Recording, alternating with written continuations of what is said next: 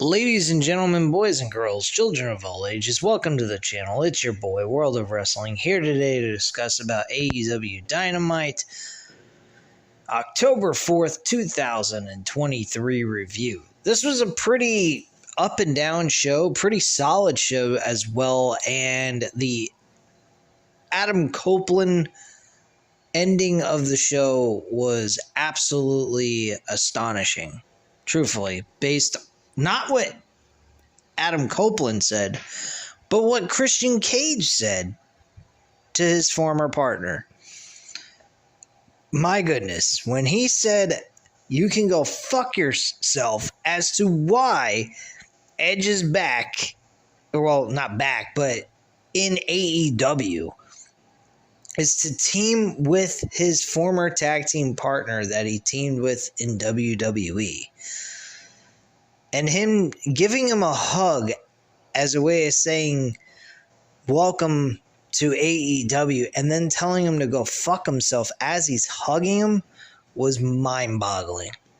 My jaw hit the floor. I was like, what?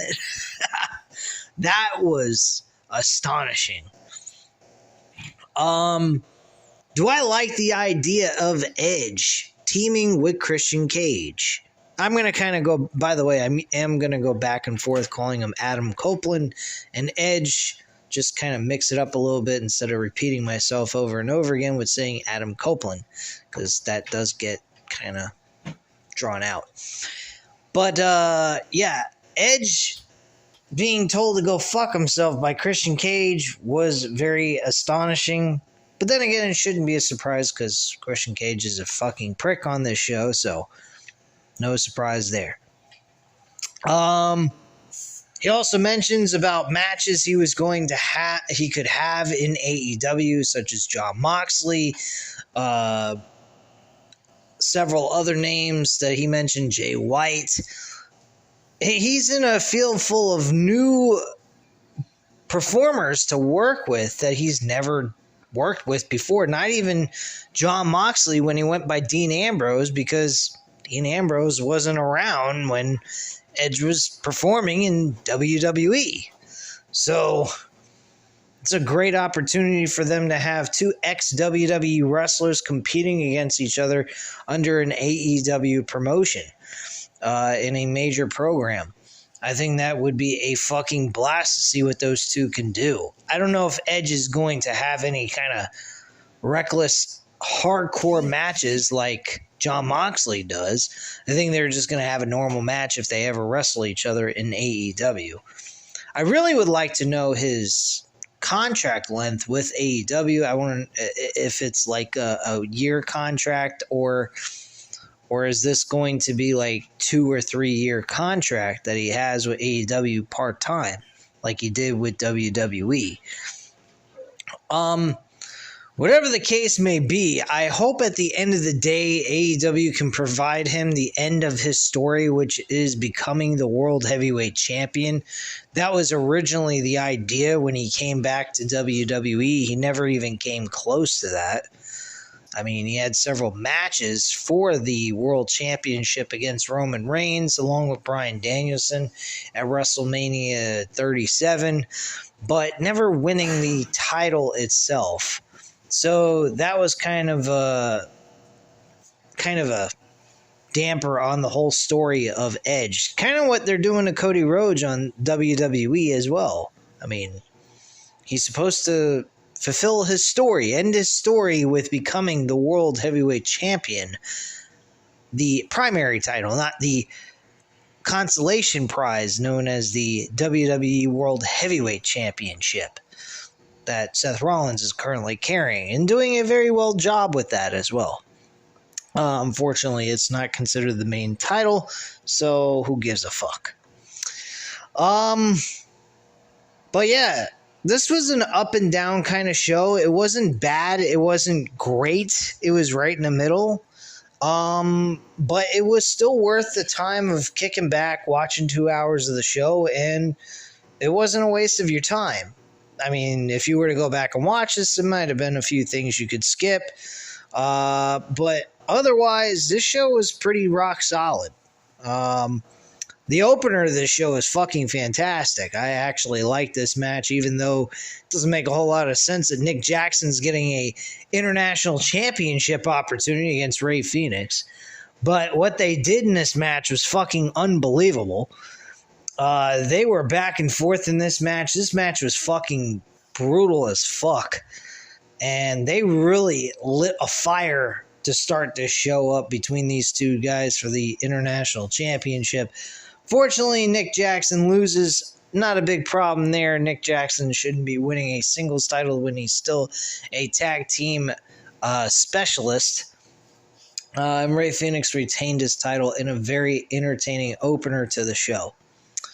We go to footage from last Wednesday before cutting to Adam Cole checking on his friend Roderick Strong, who presents Cole with his own set of wheels, as the two seem to have a bit of fun, much to the annoyance of the Kingdom. After their little bit of fun of strolling around in the living room and so forth and in the kitchen, Roderick Strong asks Adam Cole to help him out with a few things, moving some furniture around and whatnot, with a broken ankle. And Adam Cole obliges. If it was me, I'd say you're a fucking idiot. Hence is why I feel that Adam Cole is coming across like a simp in this situation. He's trying to be a good friend, but at the same time, he's being played and used. That, to me, is a simp. And a fool. And that's what Adam Cole is portraying to me at this point. But there are some people with the belief that Adam Cole is going to turn on MJF and this is all just an act. I don't know how this could be an act, but the ankle injury I think is not as bad as what is being portrayed. Because if that was the case, we wouldn't be seeing Adam Cole going ahead and doing a bunch of shit if he had surgery done on his leg. So I don't think there is anything huge, like any major issue with the ankle. I think he sprained his ankle, and I think they're playing it up as a broken ankle. And this could eventually lead to the point where Adam Cole ends up turning on MJF, which is fine, but to make him go ahead to the lengths of, doing things for Roderick Strong while he has a supposed fucked up ankle seems a little bizarre, in my personal opinion. As the show progressed, I'm skipping ahead here, but this has to relate to Adam Cole. MJF was trying to make a phone call to Adam Cole later on in the show when he was backstage being checked on from an attack by Jay White. And he literally did not answer the phone call, which left kind of MJF thinking, what the fuck's he doing? No, he's always answering my phone calls. I'm always answering his, so why isn't he answering this call? So it seems to me like maybe Roderick Strong is keeping him busy. Maybe Adam Cole is giving him the cold shoulder. Who knows? We could also possibly see Adam Cole turn on MJF during the Jay White World title match, for all we know. I don't think they're going to go in that direction, because then where does that leave Adam Cole with getting the world title? Because at the end of the day, that really is what it's about, is getting back at MJF so they can get a world title opportunity. If you go back and you watch the All-In pay-per-view at Wembley Stadium in that main event, you did see Adam Cole express a couple of heel-like tendencies, but then again, MJF was doing the same. So either one of these guys could really turn on the other. You could say that maybe MJF is going to become the prick again. I mean, he's still going around calling himself a scumbag and calling himself our scumbag. I personally look at him as an anti-hero, more like an Eddie Guerrero or Stone Cold Steve Austin type of babyface character. Not a full-fledged good guy, but a guy that we can all enjoy and cheer on for being the prick that he is. And also at the same time, not, shitting on the fans, but but still being the same douchebag that he was as a heel. That's the way I see MJF, and I personally enjoy watching MJF doing Eddie Guerrero-like stuff. I mean, Eddie was a cheater. He cheated. He did whatever it took to win if he couldn't beat you clean. And he did it while still being a fan favorite. He did not shit on the fans. He just did what he did in the ring to the douchebags that nobody liked. And that's what MJF could do as this babyface run. I don't believe he should go full babyface. If he does, it will come across extremely dumb. He has to remain the same douchebag that he was as a heel playing a babyface. That's the way I see it. I don't see him turning heel. I think he is really beloved by the fans, and there's a whole lot of connection going on here, especially during the Bullet Club Gold promo with MJF, eventually Jay White coming out and backstabbing MJF from behind and doing the Blade Runner and connecting with that maneuver, and then taking his title as well. So I'll get into that in just a few moments. I'm kind of jumping ahead all over the place here. But nonetheless, this was very funny, but also at the same time a little silly when you think about it. So back in the ring, we have Wardlow returning. Wow, Wardlow going up against Griff Garrison. And he beats the shit out of Griff Garrison in less than a few minutes. He doesn't even go ahead and pin him. He powerbombs him to oblivion, and then the referee calls for the bell by referee stoppage, and that's that. So he ends up walking away victorious without even pinning his opponent. Completely insane. The Wardlow leaves the ring and leaves through the crowd as we go to a footage from Wrestle Dream featuring the AEW debut of Adam Copeland, who we'll hear from tonight as well. Backstage, we get footage from earlier tonight as Renee speaks to Don Callis and Takeshita as Callis announces that Sammy Guevara was not medically cleared to compete. He announces that he reached out to Kyle Fletcher, who will take Sammy's place tonight, before telling Jericho and Omega that no one remembers the battles in a war. They only remember who won the war itself. Very true. They re-showed the Adam Cole Roderick Strong segment. I'm not going to repeat that again. It's kind of silly. There was audio problems. There was also another problem that really was fucked up, which I'll get into. This had to do with Kenny Omega, Chris Jericho, fucking Takeshita, and Omega with Don Callis with duct tape. I mean, the whole thing was idiotic. He actually literally was able to snap his hand out of the duct tape that his hand was wrapped around on the rope, and apparently he could have gotten out of this anytime he wanted to, but refused to do so for whatever fucking weirded out reason. Being that this is an actual, an actual setup where he's supposed to get his ass kicked, and he could have gotten out of this at any time. That's the beauty about professional wrestling, folks. I mean, you make one botch situation and makes it look absolutely fucking stupid. Like, couldn't have TK, purchased 2 handcuffs and, handcuffed him to the fucking rope? Would have made life a whole lot easier. All they had to do was have a key to unlock the handcuffs off the rope. I mean, it would have made things a lot easier, and there wouldn't have been no botch, and there would have been no problems, and it wouldn't have looked so fucking stupid at the same time. But then again, they've had these kinds of issues happen before, and we've forgiven them, so we'll just move on and forget all about that. At least I'll try to. Anyway, AEW World Trios Tag Team title match, The Acclaim and Billy Gunn, Daddy Ass, defend the tag team titles against Kip Sabian, Butcher, and The Blade. Obviously, the Butcher, the Blade, and Kip Sabian lose to the Acclaim and Billy Gunn. This was not that big of a deal. I didn't care for this match at all. This was definitely skippable. All right.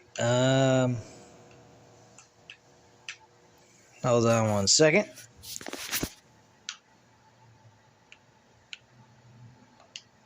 Having technical difficulties, folks. As usual. Alright. Let's see here. Fix this.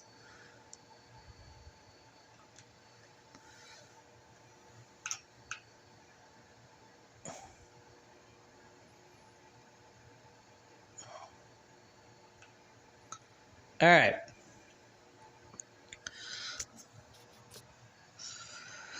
So we cut to the final part of the... So we actually cut to a final part of the Tony Storm segment. Portrait of a Star, in which Storm recognizes that she is timeless, indicating the final step in a new chapter for the former AEW Women's World Champion, as we cut to a commercial break. She came across as like an absolute psychopath. Anyway, we get words from Bryan Danielson and Zack Sabre Jr. after their epic match, which is absolutely true. That was not an understatement. That was not like, over-exaggerating. That was right on the money. This was a epic match that these two guys had. Fantastic match between these two. Really looking forward to these two possibly doing it again and running it back. If it's at Wrestle Kingdom, oh shit, I may have to resubscribe to New Japan Wrestling just to give you guys a review on that whole entire event just because of that match alone.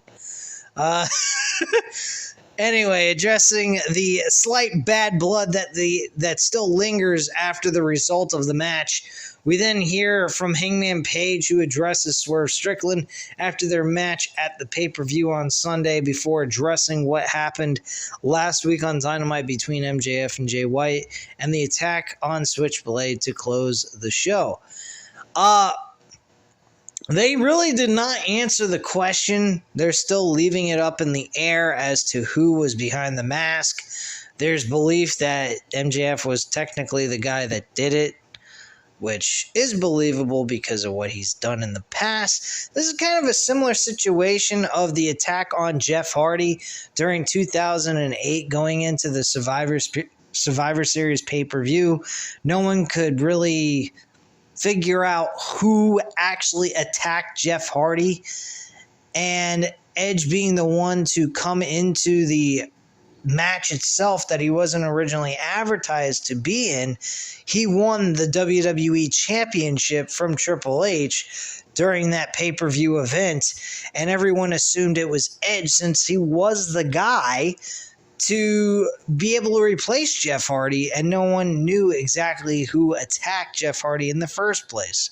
So this is kind of a similar situation, only using a mask that MJF's been known to wear, so it makes it look directly at him as being the suspect of the whole situation. Now, granted, someone could have been wearing that mask the whole entire time, and it could have been somebody else. Technically, when you look at the body frame, it does not look like MJF. MJF's body is more wide, thicker, because of his muscular body, but it could be Kyle O'Reilly. I mean, based on his height, it might be Edge. I'm not sure. I don't think it is Edge. I highly doubt it's Edge. I think it's Kyle O'Reilly. I really do. Kyle O'Reilly being the former tag team partner with Bobby Fish as Red Dragon. If it is, I don't quite understand why. I mean, outside of it being Adam Cole's best friend. I have no idea. I really don't. I mean, we could be looking at Jay White and teaming with Adam Cole and Kyle O'Reilly, with Roderick Strong and Matt Taven creating a humongous Bullet Club Gold group as their version of the New Japan Wrestling faction, and having them all together as one, that could be a possibility. But then again, Adam Cole would not have any way of getting to the world title outside of challenging Jay White in the first place, which would not really work out at the end of the day anyway. So it doesn't really make a difference. It's all bullshit. Don't know, and it leaves everyone questioning what the fuck's going on. Anyway, we then hear from Hangman Page, who addresses... oh yeah, I already talked about that. Alright, so, back at ringside, Bullet Club Gold says that Jay White head to... okay. They call out MJF, accusing him of being the one who assaulted Jay White because he was scared. Juice Robinson tells the champ to come out because he's got some splaining to do, and eventually the AEW World Champion makes his way to this stage. Max calls for his music to be cut, saying it appears that the devil has arrived in Stockton, California, before addressing Bullet Club Gold, running them down before calling for a dueling chant that I'm not 100% sure. I'm not allowed to repeat in this recap, which is what this person wrote. He basically says, I'm trying to remember what he said exactly. I think he called them a douchebag or something like that.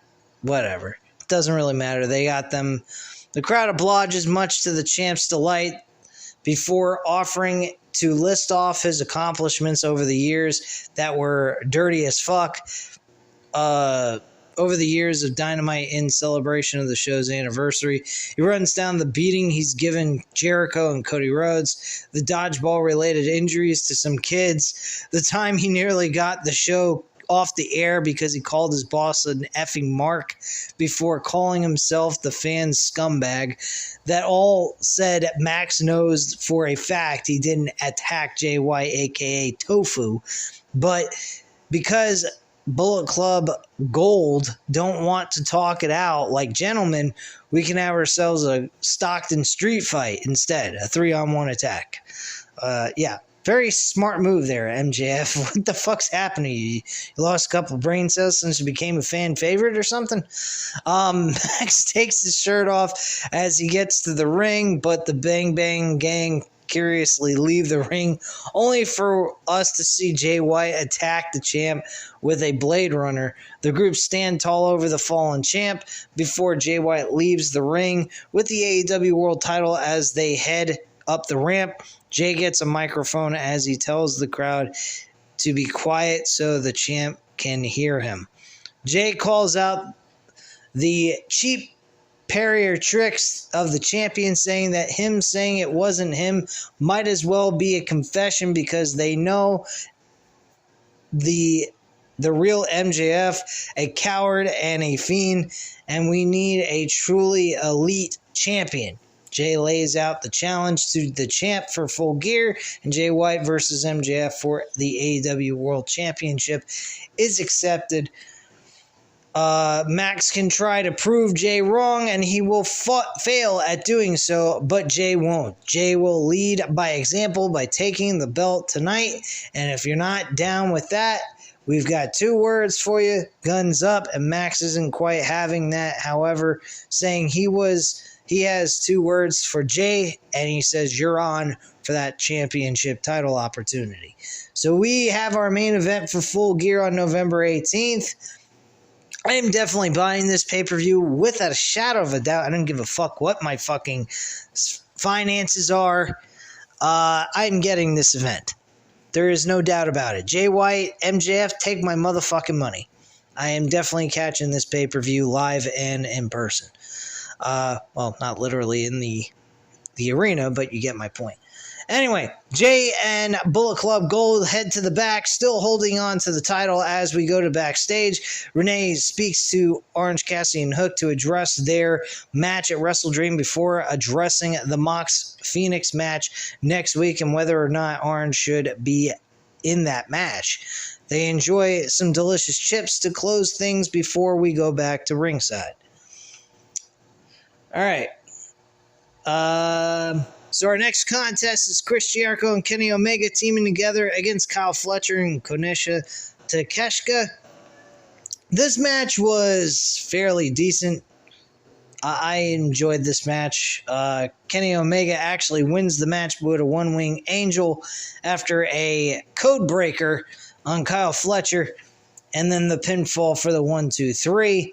And they get the victory. Callis heads to the ringside to yell at Omega about cheating until Jericho and Omega get blindsided by Powerhouse Hobbs. Hobbs lays both men out before going after Omega on the outside as he sends him to the barricade, much to the delight of Don Callis. Hobbs takes the one-time cleaner out to, the cleaners beat him down in the crowd before bringing him back to ringside for Takeshita to follow suit. Callis grabs some duct tape. This is where things got really fucked up. Tried to duct tape Omega's hands to the ring ropes, and unfortunately his hands came loose and broke the duct tape off of the ring rope, and it looked ridiculous when they could have clearly just used some fucking handcuffs. Just get 2 handcuffs and there you go. Instead they decided to use duct tape, which failed miserably. Then they went for a chair shot to the head. Omega tries his best to fight out of the situation but is left helpless, so-called quote-unquote helpless, as the family continues to secure him to the ropes. Jericho tries to intervene, but is taken out with a chair by Hobbs, who turns his attention to Omega, but Callis wants to be the one to take him out instead.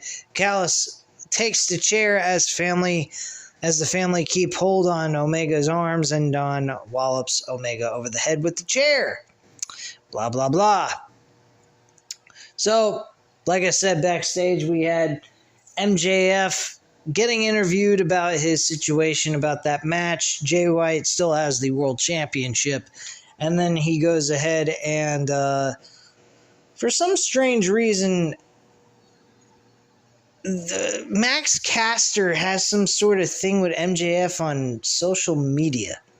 Apparently on the X or Twitter or whatever you want to call it nowadays, has been stalking him on social media platforms. Why, I have no idea. Never heard anything about this. It just came out of the blue. And very fucking awkward and weird. So he pretty much said, I'm going to have to get a restraining order if you don't leave me the fuck alone. Because you're really creeping me out for the past few months. And MJF tries to get a call to call Cole, but it goes to voicemail, annoying champ to the end as we cut to a commercial break from there. Back from the break, a video package shows Samoa Joe addressing the hunger to be a champ and his satisfaction as he is one. He's also talking a lot. He's dressed up really nice. He's dressed up in a suit. Really looks good. Looks like a Samoan mafioso type of look. And he wants a shot for the AEW World title once again. This should be very interesting. I mean, we got a lot of guys wanting this fucking world title. We got Adam Cole possibly in the hunt for this title as a side note. We got Jay White. We got Edge. We got fucking Samoa Joe throwing his name in the hat again. I mean, we got all kinds of shit going on here over this world title. I mean, eventually I wouldn't be surprised we get like some sort of 6-pack challenge elimination match at some point down the line in a major pay-per-view or some shit for the world title, and MJF's going to have to fight them all off and survive through 5 other guys, I guess, because this is pretty fucking nuts, but I doubt Edge is going to be one of those people. Next we had Sky Blue versus Tony Storm. Nothing really important here. Sky Blue loses. Obviously, Tony Storm wins. And that's pretty much it. Tony Storm enjoys the standing ovation for her performance as we get a rundown of what's to come for Rampage, Collision, and so forth. And for next week's Dynamite, which will be on Tuesday. I may do the review on Wednesday as normal and just watch it on Tuesday night. That probably will be the way I do it. Or I may do it Tuesday night, depends on how I feel. But yeah, I went over the Adam Copeland Christian Cage segment, so I'm not going to go over that again. But yeah, it was pretty interesting seeing Adam Copeland, Edge, whatever you want to call him, standing in the middle of an AEW ring doing a promo. It was pretty shocking just to see that. I mean, I never figured I'd see Edge in another wrestling promotion ever. It was very surprising to even see that occur. So, I mean, kudos to AEW trying to get him and eventually getting him. He was thinking about coming back before he went to... He was thinking about going to AEW before going to WWE, by the way. That was mentioned once before. In 2020, he was considering coming to AEW since they were a new company and possibly establishing his comeback right then and there in AEW, but decided to go to WWE instead since he, knows them personally, knew what the future held with them. They were going to be around for a long time. He probably figured, he didn't know what AEW was going to be like, so he was going to take his chances with somebody he already knows instead of going with somebody you don't. But since AEW has been around for 4 years, I figured probably Adam Copeland decided, hey, they've established themselves, they've been around, they've been staying consistent, so he's like, hey, what the hell? I'll keep my career going. I didn't really end my career in WWE the way I wanted it to. So what the fuck? Let's just try here and see how AEW turns out. And there's a lot of other talent I've never wrestled before. So there's a lot more going on here that I can accomplish. If, worst case scenario, he can't win a world title, he's got a ton of different talented wrestlers he can compete up against before he retires. So, and he's also still got that opportunity to have a run back with the AEW tag team titles with Christian Cage, even though that he rejected him here tonight. So that's still a possibility. He also mentioned that Luchasaurus and Nick Wayne are probably going to betray Christian Cage, use all of his knowledge, and dump his ass like yesterday's garbage. So that was pretty interesting comments coming out of the mouth of Adam Copeland. So very decent show. Like I said, there was some ups and there were some downs. Definitely the downs were the mishaps and the fucked up issues that were going on the show. But other than that, this was a fun show, very enjoyable, and I definitely enjoyed myself, and I'm looking forward to what they have in store for Edge and see where they go from there. Anyway, guys, at this time, you know what to do. Go ahead and hit that like button if you liked the video. Hit the subscribe button if you're not already subscribed to the channel, and leave a comment down below. I'll definitely get back to you on that. Thank you guys very much for watching. Have a great night, guys. Bye.